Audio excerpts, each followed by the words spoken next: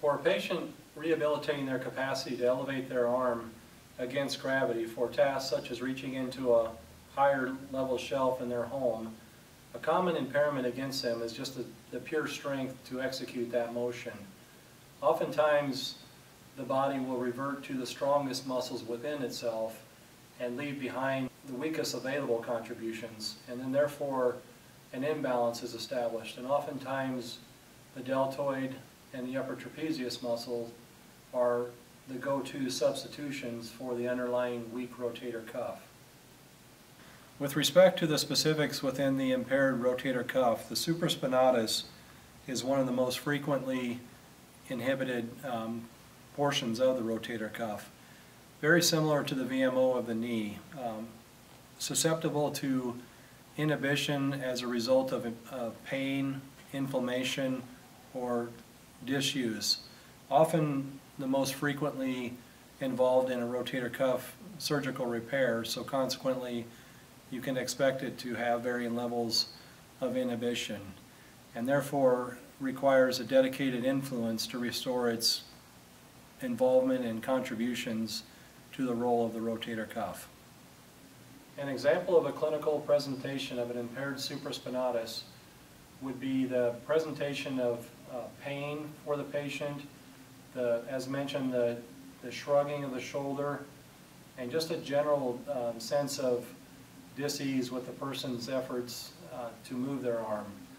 What I have recognized clinically is the supraspinatus is a general, if you will, the lead communicator of the coordination of elevation and simple reaching tasks. If the supraspinatus is not active or in any level of impairment, you're going to have signs or requirements of substitutions, and the person subsequently is going to be promoting a disconnect in their movement efforts, and consequently you're going to have a perpetuation of their symptoms.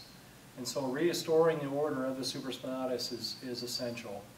And what I'd like to show you now is the ability to isolate that particular muscle in the task of restoring neuromuscular communications. To facilitate an activation of the supraspinatus, we position the UE Ranger at a patient's natural carrying angle. So much like you would adjust a person to a cane, you just adjust the UE Ranger in the same manner.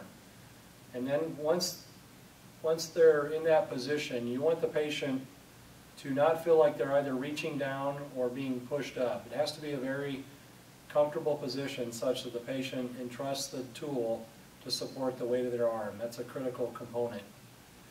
And once they execute the motion, or as they're executing the motion, it's an abbreviated empty can.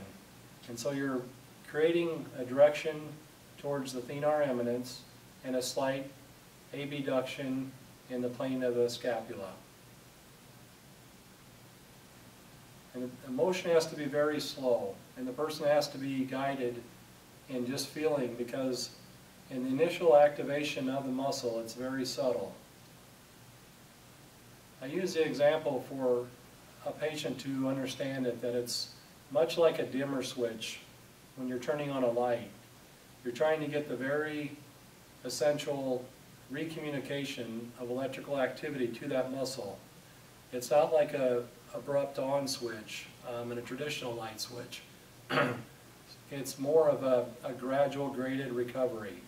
And so you want that to be subtle, that they can feel it and not promote the overriding tendencies of the anterior deltoid, the lateral deltoid, to dominate that production of movement. We invite you to visit our website at ueranger.com, where you can find further resources to support using the UE Ranger with your patients. You'll be able to download a clinical manual and home exercise program, as well as view the supporting research and testimonials of both professionals and patients. We'd be happy to answer any questions you might have or discuss in more detail the features of the UE Ranger Movement Health System. Please call us at 402-210-8406 or email us at rehabinnovations@cox.net. We look forward to showing you how powerful the UE Ranger can be for your patients and your practice.